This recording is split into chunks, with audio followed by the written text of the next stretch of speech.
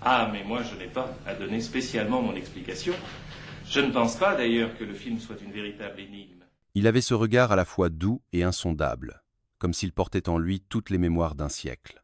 Alain Resnais, maître des ombres et du temps, n'a jamais cessé d'interroger l'oubli, la mémoire et les cicatrices invisibles que l'histoire laisse derrière elle. De Hiroshima mon amour à l'année dernière à Marienbad, de Providence à Smoking, No Smoking, il a tracé un chemin unique, à la frontière de la littérature, du théâtre et du cinéma. On le croyait toujours discret, presque effacé derrière ses acteurs, ses scénaristes, ses musiques. Pourtant, derrière la retenue polie, il y avait des blessures, des incompréhensions, parfois des colères étouffées. Car malgré la gloire et les hommages, Resnais n'a pas échappé aux confrontations. Chaque tournage, chaque collaboration, portait en lui la promesse d'un dialogue, mais aussi le risque d'une rupture. Les plus grands créateurs sont souvent seuls au sommet. Ils rencontrent des alliés passionnés, mais aussi des adversaires qui, à leur manière, laissent une marque indélébile. Chez Resnais, ces rencontres ont parfois tourné au duel silencieux, aux rancunes durables. Lui, l'homme si réservé, n'a que rarement confié ses rancunes. Mais au soir de sa vie, à l'âge de 90 ans, alors que son nom brillait déjà dans le panthéon du cinéma, il a accepté de laisser filtrer une vérité plus intime. Une vérité qui dérange, qui surprend, car elle révèle la fragilité derrière la maîtrise, l'amertume derrière la rigueur, l'homme derrière le génie. C'est un Resnais inattendu, lucide et sans phare, qui se dévoile. Pour la première fois, il évoque ceux qu'il ne pouvait pas voir en peinture. Des écrivains trop dominateurs, des acteurs trop volcaniques, des cinéastes trop radicaux et même des producteurs trop frileux. 5 noms, 5 visages, 5 cicatrices qui ont traversé sa carrière comme autant de fissures dans le marbre. Et aujourd'hui, nous allons plonger dans cette confession rare. Car oui, à 90 ans, Alain Resnais révélait les 5 artistes qu'il ne pouvait pas voir en peinture. Numéro 1. Marguerite Duras. Ils s'étaient rencontrés dans un moment de grâce, mais aussi de tension créatrice. C'était la fin des années 1950, et Alain Resnais, déjà reconnu pour ses documentaires audacieux comme Nuit et brouillard, cherchait à franchir une nouvelle étape. Il voulait explorer le territoire intime de la mémoire, ce labyrinthe où se confondent vérité et mensonge, passé et présent. Pour cela, il avait besoin d'une plume, et la plume qu'il choisit fut celle de Marguerite Duras. À l'époque, Duras était déjà une figure littéraire incontournable, l'auteur de romans à la fois sensuels et cruels, marqués par une langue inimitable. Quand elle proposa à Resnais le texte qui deviendrait Hiroshima mon amour, 1959, leur rencontre semblait prédestinée. Le projet était ambitieux. Raconter la rencontre entre une actrice française et un architecte japonais dans une ville encore marquée par la tragédie nucléaire, entrecroiser l'intime et l'histoire, les cicatrices invisibles et les blessures béantes. Sur le papier, l'alchimie était parfaite, mais très vite, les premiers signes de désaccord apparurent. Duras, de nature farouche, voyait le cinéma comme une extension de sa prose. Pour elle, chaque mot était sacré, chaque silence avait sa musique.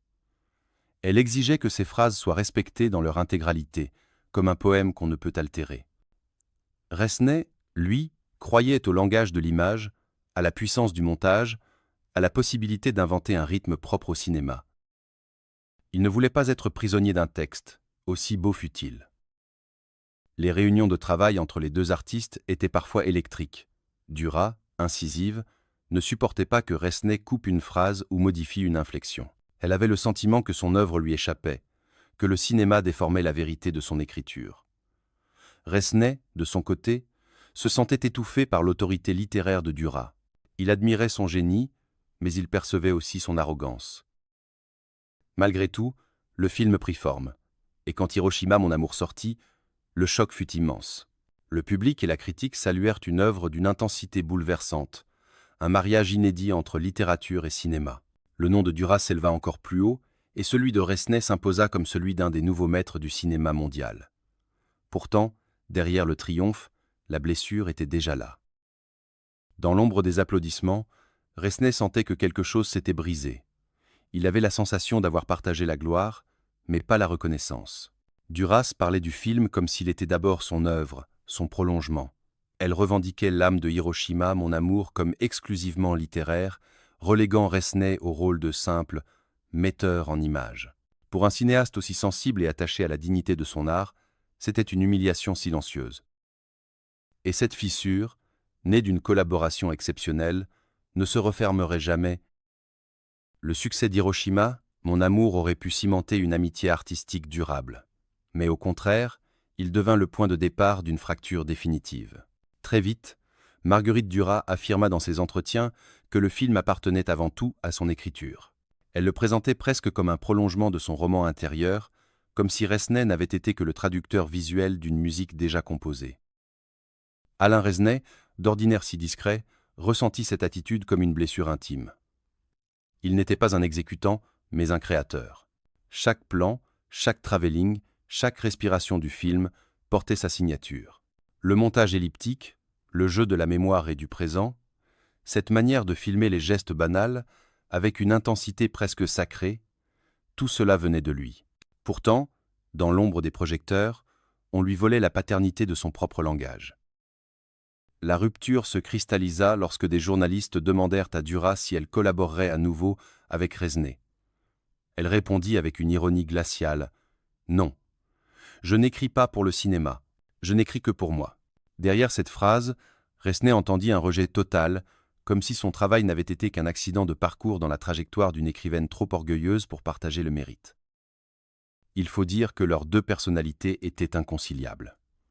Duras aimait les éclats, les provocations, les excès. Elle voulait que ses mots résonnent comme une déflagration. Resnais, lui, cherchait l'équilibre, la mesure, l'harmonie. Il refusait le chaos, il sculptait le silence. Dans l'intimité de leur conversation, les tensions étaient palpables. Lui voulait construire, elle voulait déranger. Avec le temps, leur inimitié prit des formes plus feutrées mais non moins cruelles. Lorsqu'on évoquait Hiroshima, mon amour, dans des colloques ou des rétrospectives, Duras revendiquait encore, et toujours son rôle central. Resnais, par pudeur, ne ripostait pas. Mais en privé, il confiait à des proches qu'il ne pouvait plus supporter cette appropriation permanente. Pour lui, Duras était devenu le symbole de ces collaborateurs qui refusent de reconnaître la part invisible de l'autre, cette alchimie qui fait naître une œuvre collective. Ils ne retravaillèrent jamais ensemble, pas une seule fois. Leurs chemins s'écartèrent définitivement, comme deux parallèles voués à ne plus se croiser. Pourtant, au fond de lui, Resnais savait que cette collaboration l'avait marqué à jamais. Elle lui avait donné l'un de ses films les plus célèbres, mais aussi l'une de ses plus grandes amertumes. Et chaque fois qu'on prononçait le nom de Marguerite Duras devant lui, un voile passait dans son regard, un mélange d'admiration et de rancune.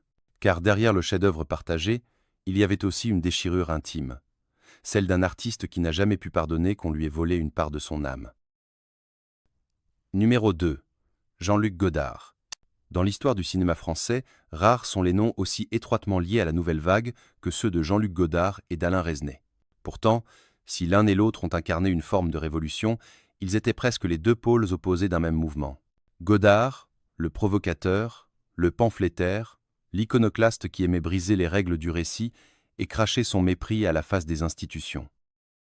Resnais, au contraire, l'architecte silencieux, l'intellectuel qui avançait masqué derrière ses œuvres, toujours en quête d'équilibre entre l'émotion et la pensée.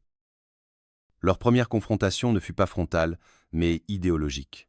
À la fin des années 1950, la Cahiers du cinéma et les jeunes critiques qui allaient devenir cinéastes s'enthousiasmaient pour Godard et Truffaut. Resnais, lui, arrivé d'ailleurs, formé par le documentaire, marqué par l'histoire, il n'appartenait pas à cette bande. Hiroshima, mon amour, fut accueilli comme un météore, admiré par certains, soupçonné par d'autres. Et dans les marges des discussions, Godard ne se privait pas de lancer des piques. Pour lui, Resnais représentait une forme de cinéma trop littéraire, trop liée à la plume d'autrui. Cette critique résonnait durement, car ce que Godard attaquait, ce n'était pas seulement un style, mais une philosophie. Godard voulait que le cinéma soit brut, direct, insolent, libéré de tout carcan académique. Resnais, lui, travaillait l'image comme une partition, avec patience, rigueur, respect de la complexité. Quand Godard tournait à la vitesse d'une improvisation de jazz, Resnais bâtissait des cathédrales de montage. Les divergences politiques accentuèrent encore cette fracture. Godard, dans les années 1960 et 1970, devint l'étendard d'un cinéma militant, presque dogmatique, obsédé par le marxisme et la lutte des classes. Resnais, bien que profondément engagé dans une réflexion sur la mémoire et l'histoire, refusait la récupération idéologique. Il ne voulait pas d'un cinéma qui proclame, mais d'un cinéma qui questionne. Et dans ce refus, Godard voyait une faiblesse. En coulisses, les deux hommes se croisaient rarement. Mais quand cela arrivait, le malaise était perceptible. Godard, avec son ironie mordante, pouvait lâcher devant ses pairs. Resnais fait de la littérature filmée. Une phrase assassine qui réduisait des années de recherche cinématographique à une simple illustration. Resnais, fidèle à sa nature, ne répondait pas. Mais ceux qui le connaissaient savaient que ses attaques le blessaient. Ce qui aurait pu être un dialogue entre deux visions du cinéma français devint une distance infranchissable. Deux solitudes créatrices qui, au lieu de s'enrichir, se méfièrent l'une de l'autre. Et dans le cœur de Resnais, Jean-Luc Godard resta ce confrère admiré pour son audace, mais détesté pour son mépris. Au fil des décennies, la fracture entre Resnais et Godard ne fit que s'accentuer. Chaque nouveau film de l'un semblait être un contrepoint à l'autre. Godard dynamitait le récit classique, pulvérisait le montage traditionnel, refusait toute forme de concession aux spectateurs. Resnais, lui, continuait à explorer les méandres de la mémoire et du temps avec une précision de chirurgien et une sensibilité de poète. Deux esthétiques irréconciliables, deux manières opposées de concevoir ce que doit être le cinéma. Dans les années 1980, alors que Godard s'enfonçait de plus en plus dans un cinéma cryptique et hermétique, Resnais surprit avec Mon oncle d'Amérique. Un film à la fois intellectuel et accessible, nourri par les recherches scientifiques de Henri Laborie, mais porté par des personnages attachants. Le succès critique et public du film irrita profondément Godard. Pour lui, Resnais avait trahi l'avant-garde en acceptant de plaire aux spectateurs. Ce reproche, il le formula sans détour dans plusieurs entretiens, accusant Resnais d'être trop conciliant, presque académique. Resnais, de son côté, voyait en Godard une figure enfermée dans sa propre radicalité. Il admirait son audace initiale, mais il constatait aussi que son cinéma devenait de plus en plus opaque, au point de se couper du public. Pour Resnais, l'art devait rester un dialogue. Même difficile, jamais une confiscation. Cette conviction l'éloignait définitivement de Godard, qui transformait chaque film en manifeste politique ou philosophique, au risque d'exclure le spectateur. Leurs rares échanges publics prirent souvent la forme de petites phrases acerbes. Godard, fidèle à sa cruauté ironique, aimait réduire Resnais à un faiseur, un artisan appliqué, mais sans souffle révolutionnaire. Resnais, par élégance, n'entrait jamais dans la joute verbale. Mais en privé, il confiait à quelques proches qu'il considérait Godard comme l'incarnation d'une arrogance intellectuelle qui ne respecte ni le cinéma, ni ceux qui le regardent. Ainsi, au fil du temps, le respect initial se transforma en une rancune durable. Resnais n'attaquait jamais frontalement, mais il ne pardonnait pas les humiliations répétées, les jugements condescendants. Dans son cœur, Godard devint ce confrère qu'il ne pouvait ni ignorer ni aimer. Une ombre persistante, un rappel constant que le génie, parfois, se nourrit aussi de mépris. Et chaque fois que son nom revenait dans une conversation, Resnais esquissait ce léger sourire amer, celui qui cache une blessure ancienne. Car entre lui et Jean-Luc Godard, il n'y eut jamais réconciliation, seulement une distance glaciale, celle de deux artistes condamnés à rester étrangers l'un à l'autre. Numéro 3. Gérard Depardieu. Lorsqu'Alain Resnais se lança dans Mon oncle d'Amérique en 1980, il cherchait à marier la rigueur scientifique aux émotions humaines. Le film s'inspirait des théories du biologiste Henri Laborie et explorait la manière dont nos comportements sont dictés par des mécanismes inconscients. Pour donner chair à cette idée audacieuse, il fallait des comédiens capables d'incarner des archétypes, tout en restant profondément humains. Parmi eux, un jeune acteur au tempérament volcanique, Gérard Depardieu. À cette époque, Depardieu était déjà en train de devenir l'ogre du cinéma français.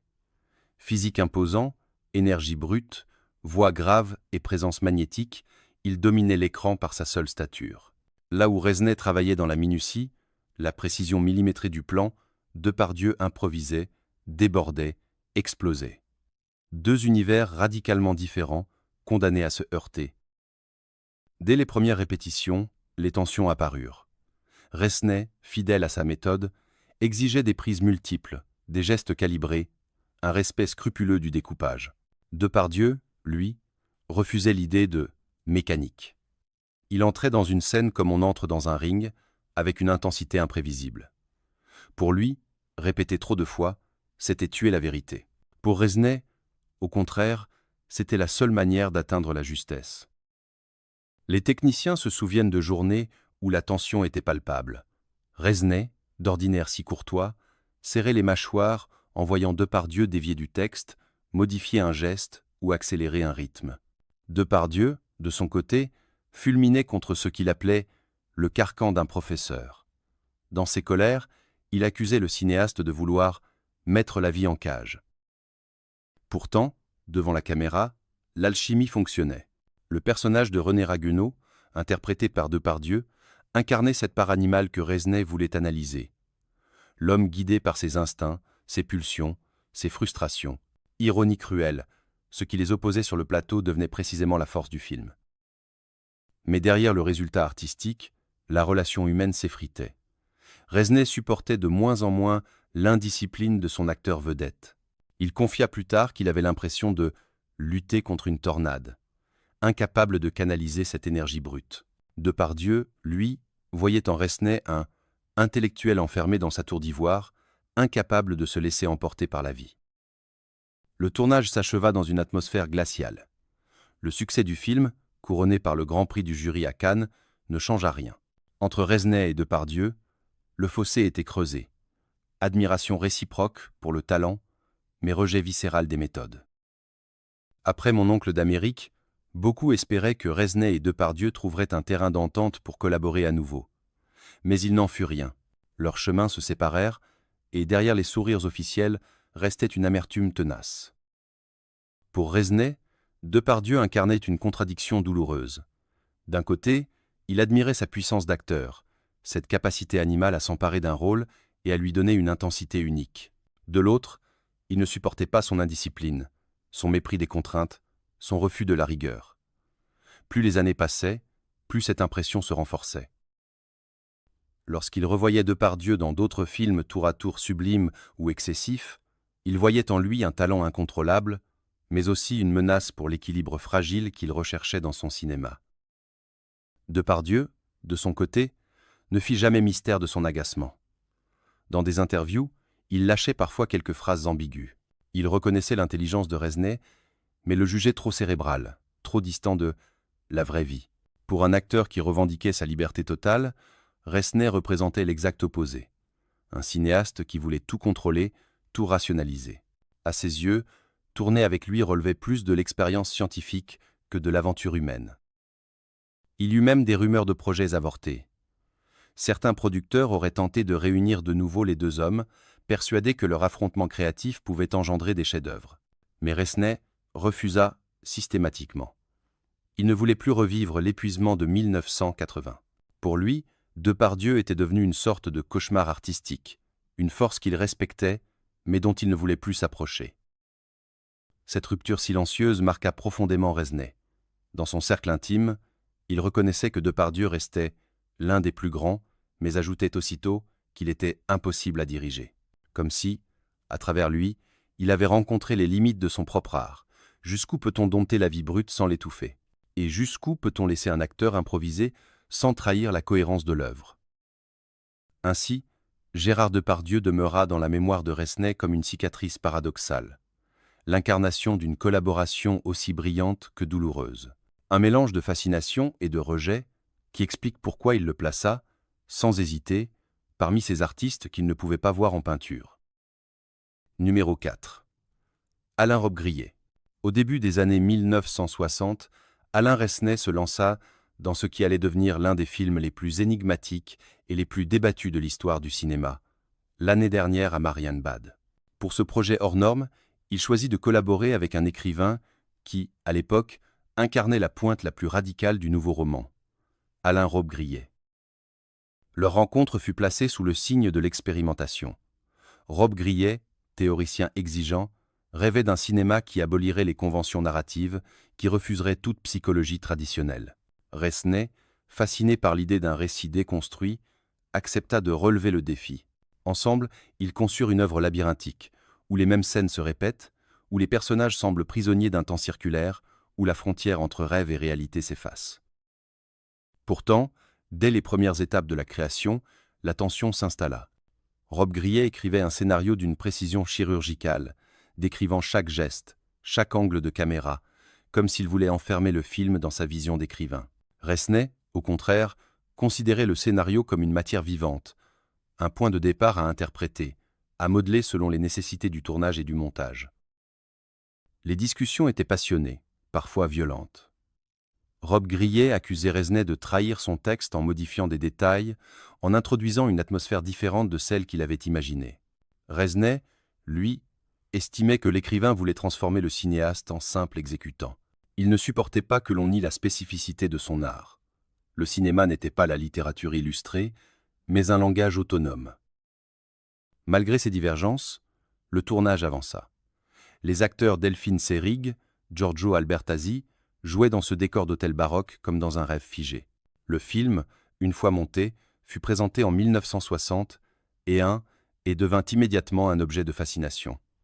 Couronné du Lion d'Or à Venise, il divisa profondément la critique. Pour certains, c'était un chef-d'œuvre visionnaire. Pour d'autres, une imposture glaciale.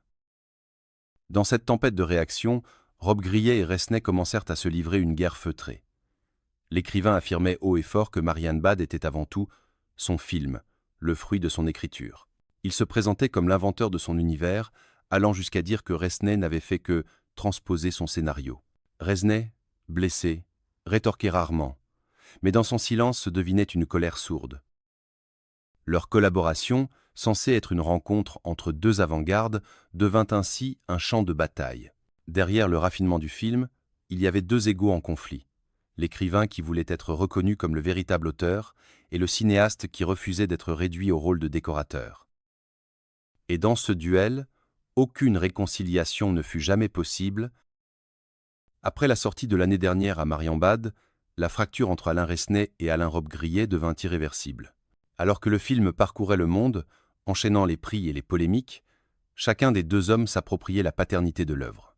Dans les interviews, Rob Grillet répétait que le film n'aurait jamais existé sans son scénario, qu'il en avait conçu l'architecture entière, des moindres gestes au moindre silence. Il allait même jusqu'à affirmer que Resnais n'avait fait qu'exécuter sa vision, comme un artisan scrupuleux, mais dépourvu d'inspiration propre. Pour Resnais, de tels propos étaient insupportables. Lui qui considérait le cinéma comme un art collectif, fondé sur l'alliance entre le texte, l'image, le montage et le jeu des acteurs, ne pouvait accepter qu'on le réduise à un simple metteur en images.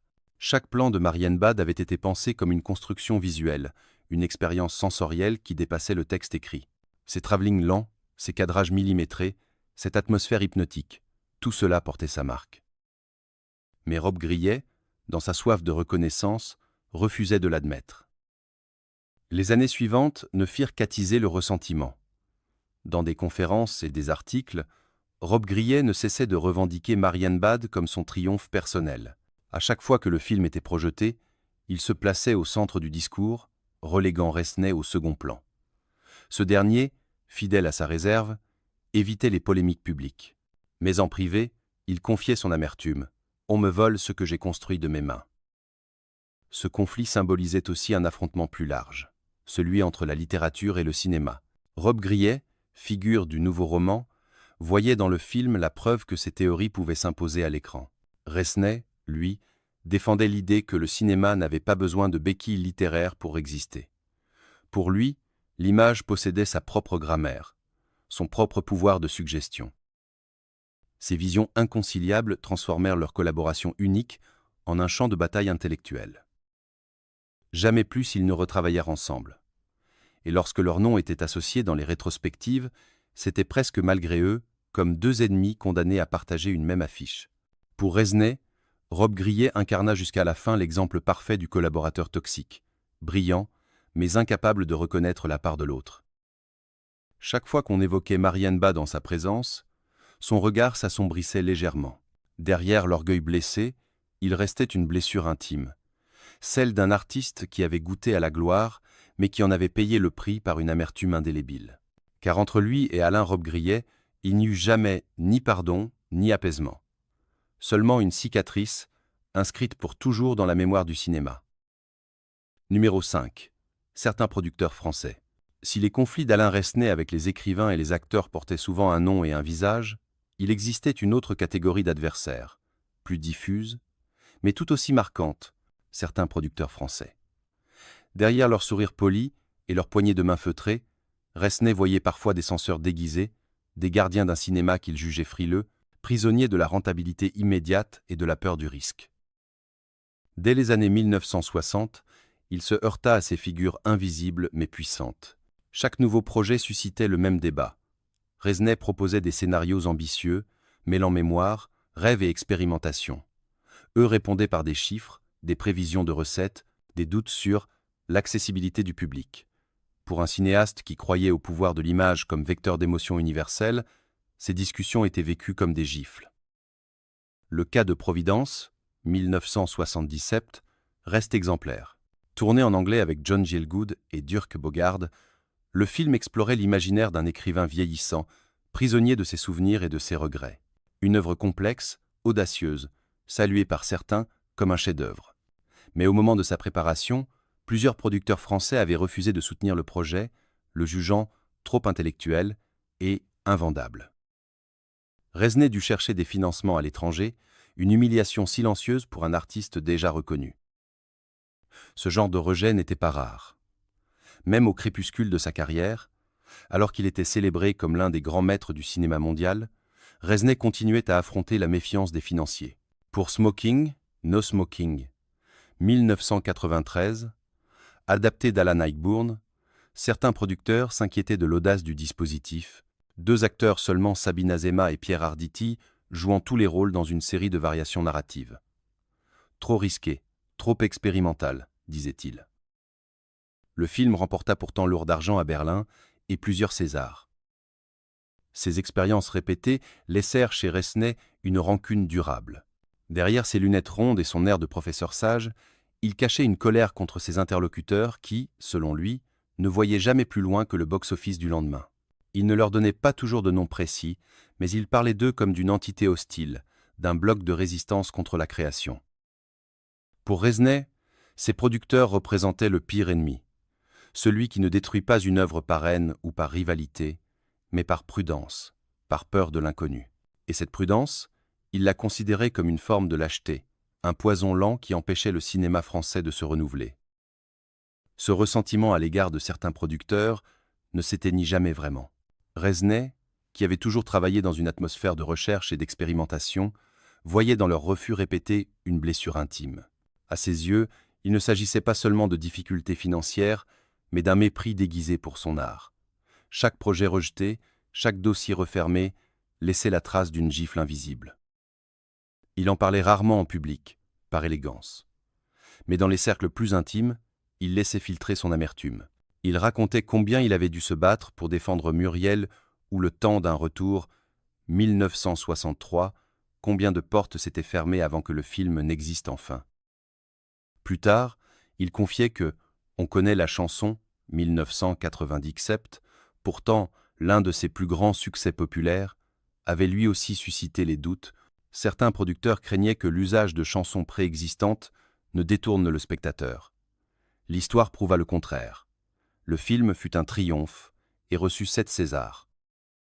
À travers ces anecdotes se dessinait une constante. Resnais avait toujours dû imposer ses visions face à une muraille de scepticisme. Il ne leur pardonna jamais d'avoir tenté de limiter son horizon. Pour lui, ces hommes d'affaires en costume incarnaient une forme d'ennemi sournois, plus dangereux qu'un rival déclaré. Car contrairement à un acteur ou un écrivain avec qui l'on se dispute ouvertement, eux agissaient dans l'ombre, en étouffant un projet avant même qu'il ne voie le jour. À 90 ans, lorsqu'il laissait échapper quelques confidences, Resnais parlait de ses producteurs avec un mélange de froideur et de lassitude. Il ne donnait pas de nom, comme si la rancune dépassait les individus pour désigner un système entier. Ce qu'il détestait, ce n'était pas seulement quelques personnes, mais l'idée que la création puisse être bridée par la peur du risque. Dans ces mots, on percevait la colère d'un artiste qui n'a jamais cessé de croire que le cinéma devait explorer l'inconnu, quitte à dérouter. Ainsi, Ces producteurs anonymes occupaient une place particulière dans sa liste intime. Pas un visage précis, mais une force collective, une barrière constante contre sa liberté. Et pour un homme qui avait passé sa vie à explorer les territoires de la mémoire, du rêve et de l'imaginaire, il n'y avait pas pire offense que de vouloir lui tracer des frontières. C'est pourquoi, dans cette confession tardive, Alain Resnais les plaça aux côtés de ses rivaux les plus célèbres. Car pour lui, l'adversaire ultime n'était pas toujours un confrère jaloux ou un acteur indiscipliné, mais ce système invisible qui, au nom de la rentabilité, avait tenté tant de fois de lui couper les ailes. À 90 ans, Alain Resnais apparaissait comme une énigme vivante.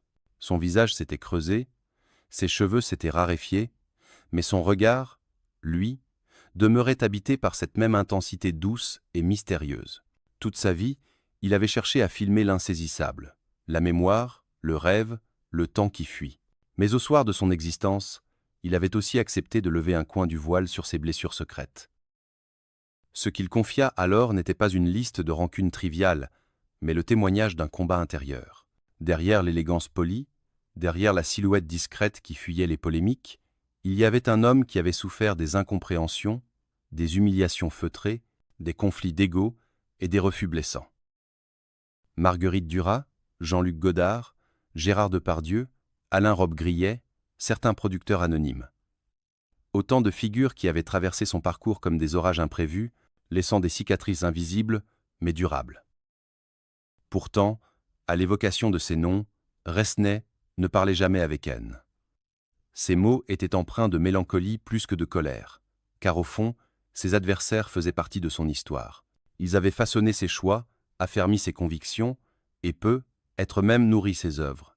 Les conflits, chez lui, n'étaient pas des accidents, mais des échos de la fragilité humaine qu'il filmait sans relâche. On pourrait croire que ses aveux terniraient l'image d'un cinéaste célébré pour sa finesse. Au contraire, il la rendait plus lumineuse encore, car il révélait l'homme derrière le maître, la vulnérabilité derrière le génie. Resnais n'était pas seulement le poète du souvenir et de l'oubli. Il était aussi un être traversé par les passions, les rancunes, les blessures. En les dévoilant, il offrait un ultime cadeau, la sincérité. Et lorsque ses proches lui demandaient s'il regrettait ses ruptures, il souriait avec une douceur résignée. « On ne se parle plus », disait-il simplement. Puis il ajoutait, après un long silence. Mais parfois, le silence est déjà une réponse. Ainsi s'achevait la confession d'un artiste qui avait passé sa vie à explorer les labyrinthes de l'âme humaine. Un maître qui, jusque dans ses inimitiés, resta fidèle à lui-même, pudique, complexe, profondément humain, et qui laissa derrière lui une œuvre indestructible, bâtie autant sur l'amour que sur les blessures.